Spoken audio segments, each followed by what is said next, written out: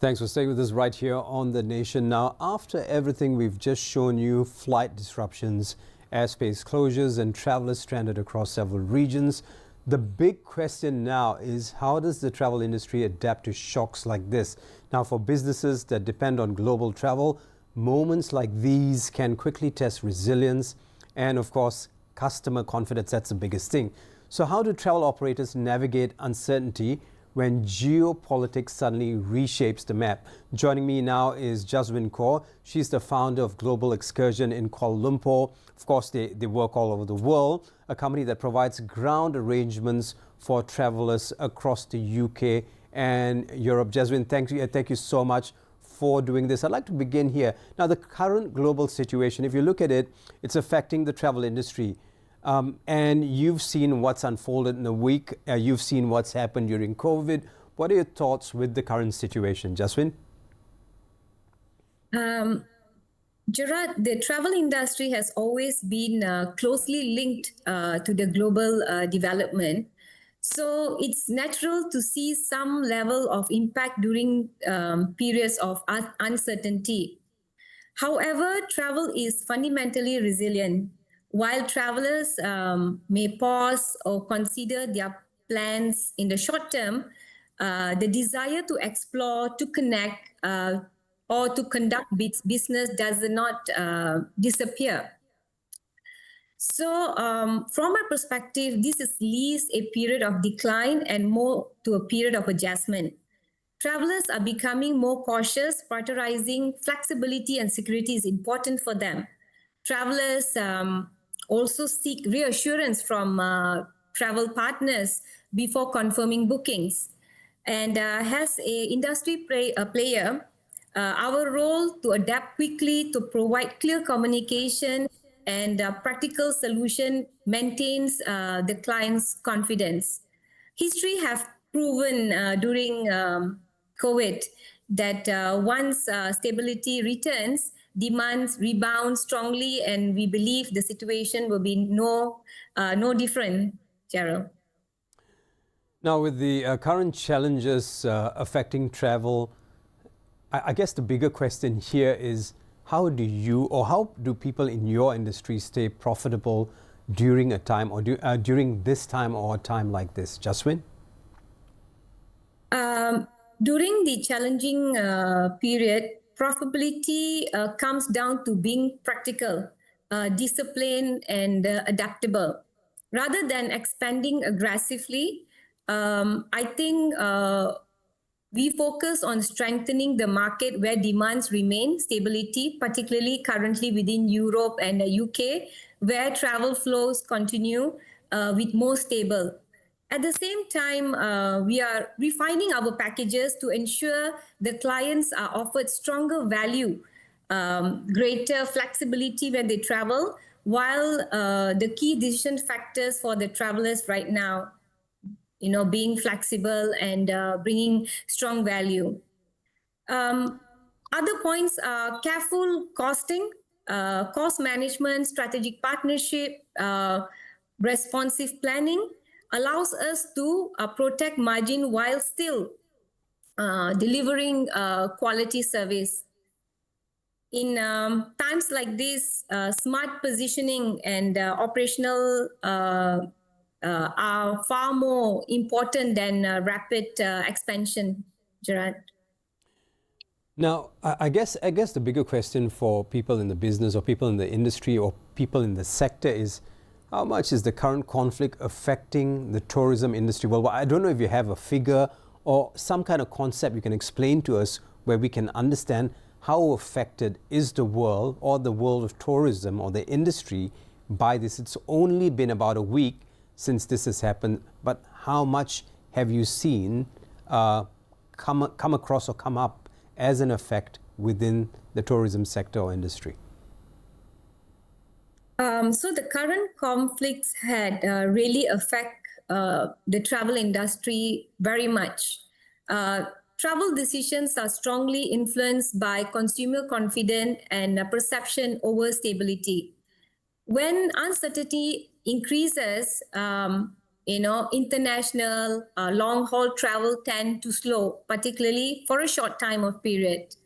However, what I'm observing is not a complete halt in travel, but rather a shift in behavior. Many travelers are opting for regional and short-haul travel instead of long-haul trips. There are greater stress on convenience, flexibility, and safety.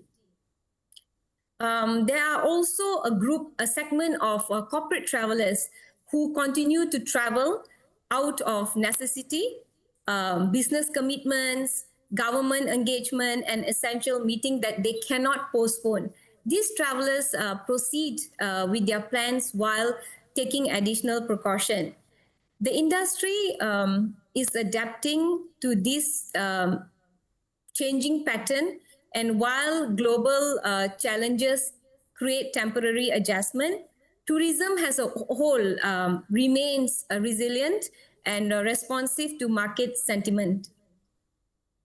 Now, I think the other question is maintaining customer confidence. That would be the biggest problem with a lot of people within the industry. This would be a stripe on their shoulder if they do well, simply because maintaining customer confidence is important at this point. Now, how are you maintaining your customer confidence at this current juncture, or where the world is at this point? So we are maintaining the customer confidence by providing transparency, responsiveness, and clear communication is core. So in time of uncertainty, travelers value honest guidance and realistic expectation rather than sales pressure. We ensure our clients understand the policies in place, including flexibility in booking option, change condition, contingency measures, being productive in updating them promptly, offering them practical alternative when needed, truly help to build trust in the customers. Ultimately, customers want reassurance and support during these difficult times. When they feel informed and secure, they are far confident in proceeding with their travel plans. Right. So I'd like to interject at this point, and I'm going to work off script for a bit. Now, I mean, when we talk about maintaining customer confidence, I guess at times like this, it's your experience that comes into play. Your experience as a company, your experience as a person who is within the whole system or the travel industry. Now, are contacts important at this point for you? Your networking, the people you know, are they important to you at this point in order to give your customers better service? Just a yes or no question. See, for me, I think the Malaysian consulate and Malaysian embassy is doing an excellent job. So my request to the customers who are stuck in Saudi or Dubai, please, regularly check the government official portals to get live updates on, reputation flights, what other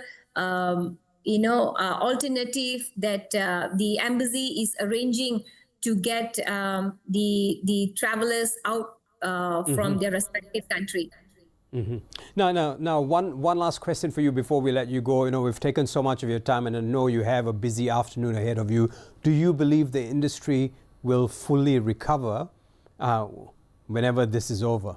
Whether it takes a week, 2 weeks, or it's protracted to another 6 months or even a year?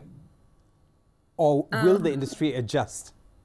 Okay. So absolutely, Gerard, travel is fundamental to lifestyle, work, and human connection. Demand will certainly return while the industry may evolve in response to new challenges and travel expectations. Recovery is not only possible, it's expected. The key is adaptation, offering greater flexibility, enhanced safety, and personalized experience rather than trying to replace the past. The essential of travel is to explore, connect, and to share experience to ensure the industry flexibility and long-term growth. Right, with that, thank you very much, JASWIN KAUR. She is the founder of Global Excursion. She's taken time off to be with us to give us an insight as to what it is like working within the travel industry at this point, servicing the millions of customers stuck all across the world. Now, before we end, I'd like to remind viewers about the travel advisory issued by the Ministry of Foreign Affairs. Malaysian citizens are strongly advised to defer travel to affected countries.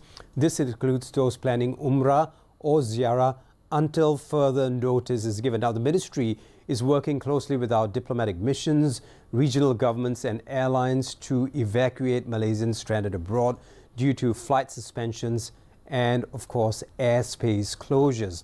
Now, Malaysians are urged to register, or if you're a Malaysian, please register or update your details with the nearest Malaysian diplomatic mission online via eConsular, that's KONSULAR, at econsular.kln.gov.my, as all evacuation plans will be coordinated through this database. We're going to play that for a while. Citizens in affected areas should stay vigilant, avoid military zones and public gatherings, and follow instructions from local authorities. Now, the ministry assures that all efforts are being made to ensure safety evacuation and support if you're a Malaysian for all Malaysians abroad.